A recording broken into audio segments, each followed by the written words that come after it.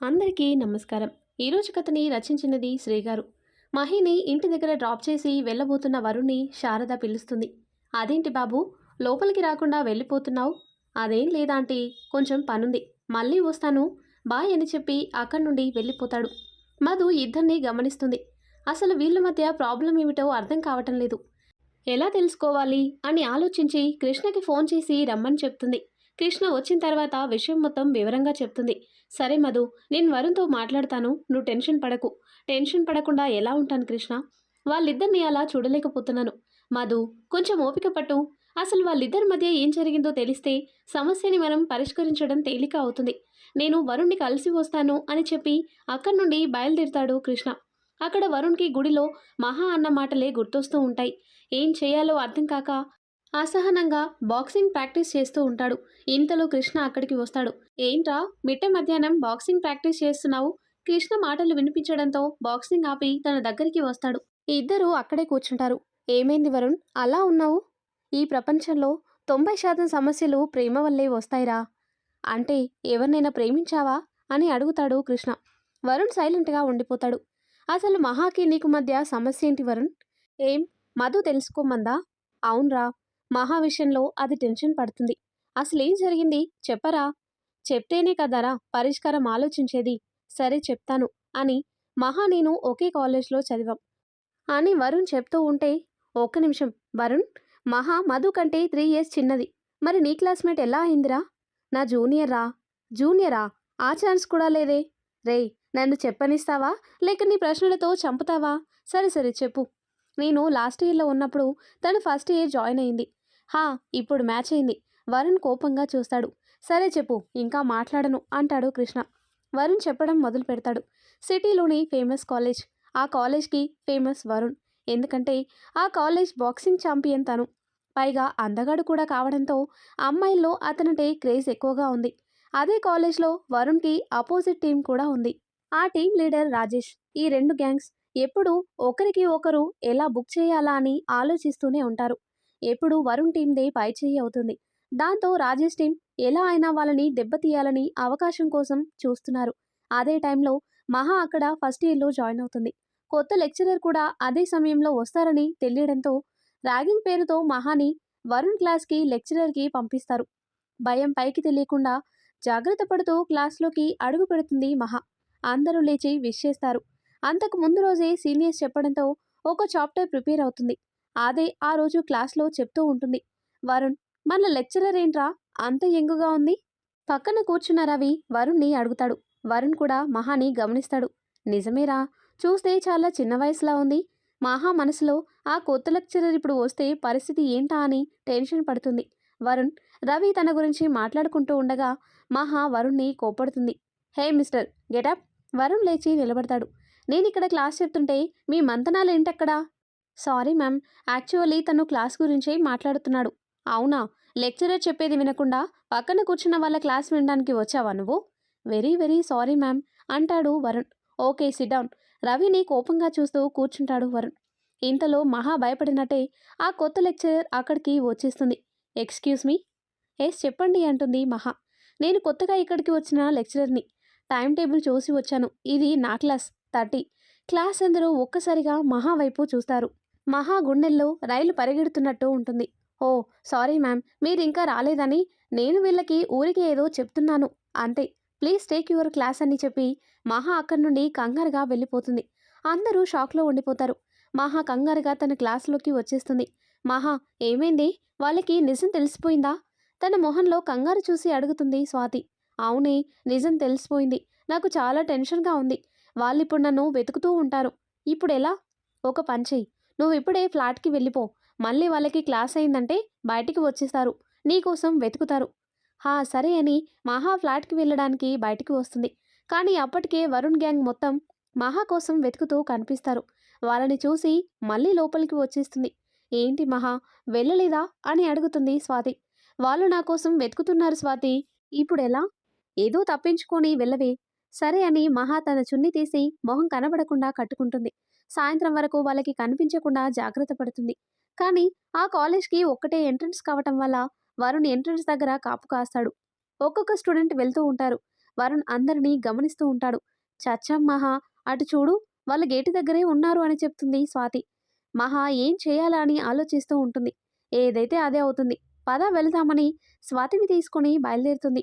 ముసుగులో ఉండటం వల్ల, పైగా అందరూ ఒకేసారి వెళ్తూ ఉండటం వల్ల ఎవరు తనని గుర్తుపట్టలేదు. వాళ్ళని దాటేశామని సంతోషించేలోపు వరుణ్ తన చెయ్యి పట్టుకుని పక్కకి లాగుతాడు. మహా కళ్ళని చూస్తూ తన ముసుగు తీసేస్తాడు. మహా కంగారు పడుతుంది. ఏంటి, లెక్చరర్ గారు ముసుగు వేసుకుని వెళ్తున్నారు? ఐఎమ్ సారీ సార్, అది సీనియర్ ఒకరు ర్యాగింగ్ అని చెప్పి మీ క్లాస్కి పంపారు. నేను కావాలని చేయలేదు. వరుణ్ మహాతో మాట్లాడడం చూసి వాళ్ళ గ్యాంగ్ మొత్తం అక్కడికి వస్తారు. ఎంత ధైర్యం నీకు? నా క్లాస్కి వచ్చి నాతోనే సారీ చెప్పిస్తావా? అసలు నేనెవరో తెలుసా అని అంటాడు వరుణ్. తెలీదు అంటుంది మహా. తెలీదా? హలో మేడం, మా వాడు ఈ కాలేజ్ బాక్సింగ్ ఛాంపియన్. అలాంటిది క్లాస్ అందరి ముందు వాడిని తిడతావా? అయ్యో సార్, చెప్పాగా సీనియర్స్ ర్యాగింగ్ అని, నన్ను వెళ్ళనివ్వండి అని వరుణ్ చేతిలో ఉన్న తన చేతిని విడిపించుకోవడానికి ట్రై చేస్తుంది. హలో, నేను నీ సీనియర్ని. నీ పేరేంటి? మహా. మహాలక్ష్మి అని తడబడుతూ చెప్తుంది. ప్లీజ్ వదిలేయండి సార్, అందరూ చూస్తున్నారు. చా, మరి అందరి ముందు నన్నెందుకు తిట్టావు? అది కాదండి, ఎవరో రాజేష్ అంట క్లాస్లో మిమ్మల్ని మాత్రమే తిట్టాలని వార్నింగ్ ఇచ్చాడు. అందుకే అలా చేశాను సార్. ఓ, ఇదంతా వాడి ప్లాన్ అన్నమాట. సరే, నువ్వు రేపు స్టేడియం దగ్గరికి రా. నేనా? ఎందుకు అంటుంది మహా. ఏం, చెప్తే గాని రావా? రేపు గాని స్టేడియంకి రాకపోయావో నీ సంగతి చెప్తాను. అర్థమైందా అంటాడు వరుణ్. అర్థమైంది, సరే ఇక వెళ్ళు అని మహా చేతిని వదిలిపెడతాడు వరుణ్. అదేంట్రా అలా వదిలేశావు? ఎక్కడికి పోతుందిరా, 3 ఇయర్స్ ఇక్కడేగా చదవాల్సింది. తర్వాత చూద్దాంలే, ముందు ఆ రాజేష్ గాడి సంగతి చూడాలి. పద. మరుసటి రోజు వరుణ్ చెప్పినట్టు స్టేడియంకి వెళ్తుంది మహా. అక్కడ వరుణ్, రవి ఇంకా 3 అమ్మాయిలు ఉంటారు. గుడ్, చెప్పగానే బుద్ధిగా వచ్చావు. రాక తప్పదు కదా సార్. సరే కూర్చో, కాసేపట్లో ఇక్కడ బాక్సింగ్ ప్రాక్టీస్ మొదలవుతుంది. నాకు బాక్సింగ్ నచ్చదు సార్. హో హలో, అసలు బాక్సింగ్ అంటే ఏమనుకుంటున్నావు? ఇప్పటి వరకు మా వరుణ్ణి ఎవరూ గెలవలే తెలుసా? అక్కడున్న అమ్మాయిలో ఒక అమ్మాయి అంటుంది. కానీ నాకు భయం అంటుంది మహా. అయినా సరే నువ్వు చూడాల్సిందే అని వరుణ్ అక్కడి నుండి స్టేజ్ పైకి వెళ్తాడు. పెద్ద బాక్సింగ్ ఛాంపియన్ అని బిల్డప్. నాకు ఇష్టం లేదు అంటే వినిపించుకోడేంటి ఈ మనిషి అని మనసులోనే వరుణ్ణి తిట్టుకుంటూ కూర్చుంటుంది మహా. బాక్సింగ్ పూర్తయ్యే వరకు అక్కడే కళ్ళు మూసుకొని కూర్చుంటుంది. ఇప్పుడు కూడా వరుణ్ణే గెలుస్తాడు. దాంతో అక్కడ అంతా సందడిగా ఉంటుంది. అందరూ వరుణ్కి కంగ్రాట్స్ చెప్తారు. వరుణ్, పార్టీ ఎక్కడా? మన మీటింగ్ స్పాటే. అందరూ ఎవరి బైక్పై వాళ్ళు బయలుదేరండి. నేను కాస్త ఫ్రెష్ అయి వస్తాను అంటాడు వరుణ్. సరే అని అందరూ బయటికి వెళ్ళిపోతారు. మహా మాత్రం అక్కడే ఉండిపోతుంది.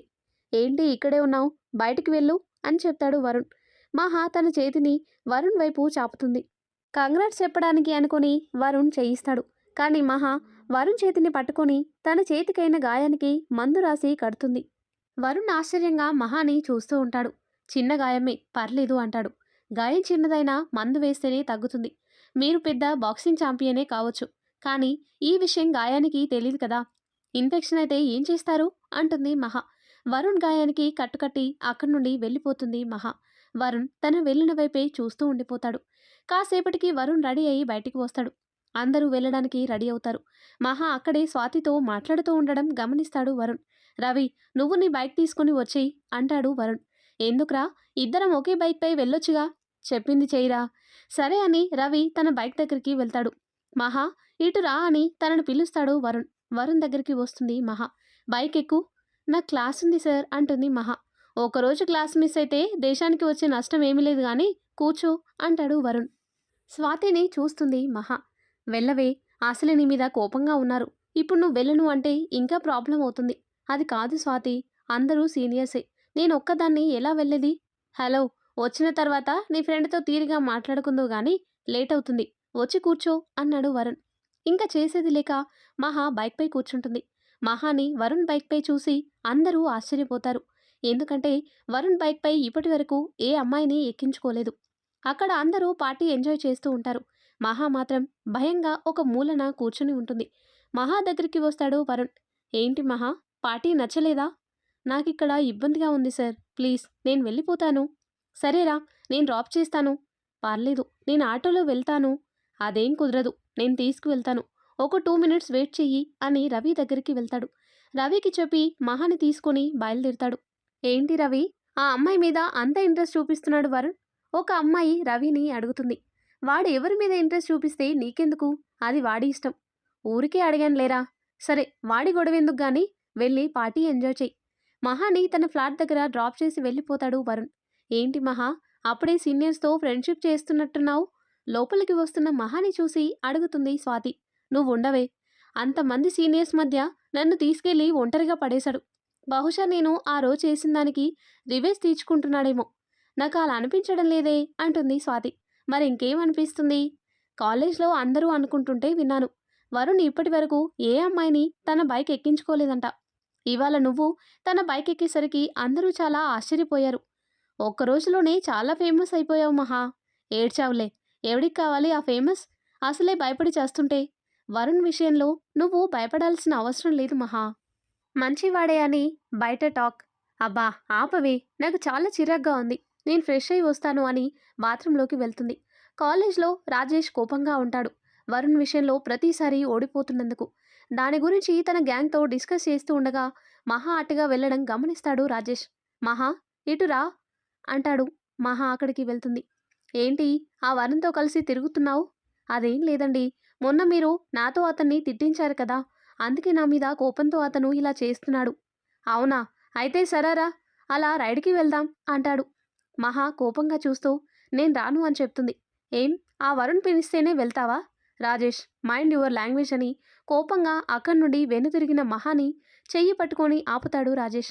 రాజేష్ ఏంటిది, నా చెయ్యి వదులు అంటుంది మహా. ఎక్కడికి పోతావు? ఆ వరుణ్ దగ్గరికా? ఇంతలో వరుణ్ అక్కడికి వస్తాడు. వరుణ్ని చూడగానే మహా చేతిని వదిలిస్తాడు రాజేష్. మహా నువ్వెళ్ళు అని చెప్తాడు వరుణ్. సరే అని మహా అక్కడి నుండి వెళ్ళిపోతుంది. రాజేష్ నీ ప్రాబ్లం నాతో కదా, తనని ఎందుకు ఇబ్బంది పెడుతున్నావు? ఇంకోసారి మహాని ఇబ్బంది పెట్టావంటే మర్యాదగా ఉండదు చెప్తున్నా అని వార్నింగ్ ఇచ్చి వెళ్ళిపోతాడు. ఆ కాలేజ్లో ఫ్రెషర్స్కి పార్టీ ఇవ్వడం కోసం ఏర్పాట్లు జరుగుతూ ఉంటాయి. ప్రిన్సిపల్ పార్టీ ఏర్పాట్లను వరుణ్కి అప్పగిస్తాడు.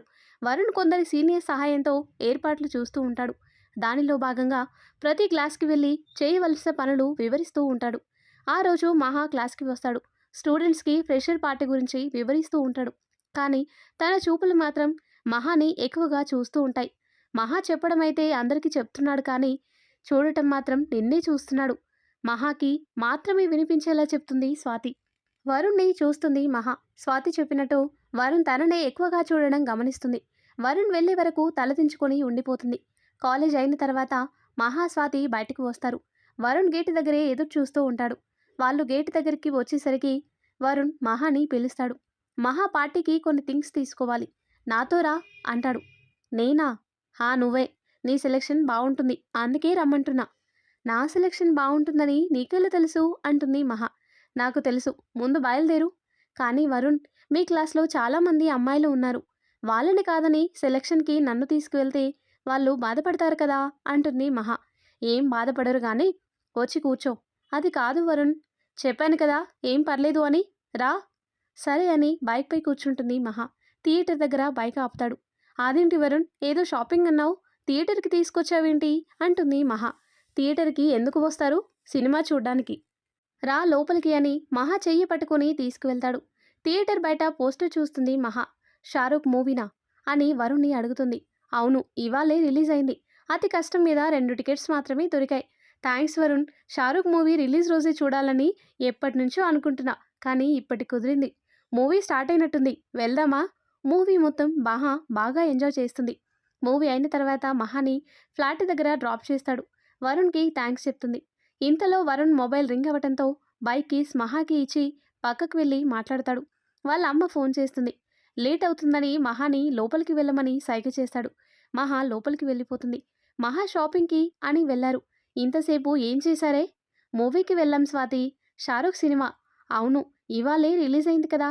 ఎలా ఉంది మూవీ? షారూఖ్ మూవీ బాగోకుండా ఉంటుందా? సాంగ్స్ అయితే సూపర్. నాకెంత సంతోషంగా ఉందో తెలుసా? ఫస్ట్ టైం రిలీజ్ రోజే మూవీ చూశాను. సంతోషంతో స్వాతిని గిరగిరా తిప్పుతూ 2-3 స్టెప్పులేస్తుంది మహా. అబ్బా ఆపవే, కళ్ళు తిరుగుతున్నాయి. స్వాతిని వదిలి వెనక్కి తిరిగిన మహా అవాక్కైపోతుంది. వరుణ్ తలుపు దగ్గర నిలబడి చూస్తూ ఉంటాడు. వరుణ్, నువ్వింకా వెళ్ళలేదా? లేదు, నీ డాన్స్ పర్ఫార్మెన్స్ చూద్దామని వచ్చాను అని చెప్తాడు నవ్వుతూ. అంత వెటకారం అక్కర్లేదు. అయినా ఎందుకొచ్చావు? కీస్ గురించి. ఏంటి కిస్సా అని స్వాతి ఆశ్చర్యంగా అడుగుతుంది. ఎహే కీస్ కాదు, కీస్. నా బైక్ కీస్ కోసం వచ్చాను. మహా వరుణ్కి బైక్ కీస్ ఇస్తుంది. మహా డాన్స్ చాలా బాగా వేశావని చెప్పి బయటికి వచ్చేస్తాడు. మహా నాకెందుకో డౌట్గా ఉంది. వరుణ్ నిన్ను ఇష్టపడుతున్నాడేమో అని. చచా, కలిసి మూవీకి వెళ్తే ఇష్టపడుతున్నట్ట. సరే వెళ్ళి ఫ్రెష్ అయ్యిరా, భోజనం చేద్దాం, ఆకలి వేస్తుంది. సరే అని మహా ఫ్రెష్ అయి వస్తుంది. మరుసటి రోజు మహా కాలేజ్కి వెళ్ళి తన క్లాస్లో కూర్చుంటుంది. అమ్మాయిలందరూ ఒకేసారి మహాని చుట్టుముడతారు. ఏంటి, ఎందుకిలా నా చుట్టూ చేరారు? నిన్న నువ్వు వరుణ్ మూవీకి వెళ్ళారా? ఒక అమ్మాయి మహాని అడుగుతుంది. మీకెలా తెలుసు? స్వాతి చెప్పింది. మహా స్వాతిని కోపంగా చూస్తుంది. అక్కడ వరుణ్ క్లాస్లో అడుగు పెట్టేసరికి తన గ్యాంగ్ మొత్తం సైలెంట్గా కూర్చొని ఉంటారు. ఏమైందిరా అందరూ అలా ఉన్నారు?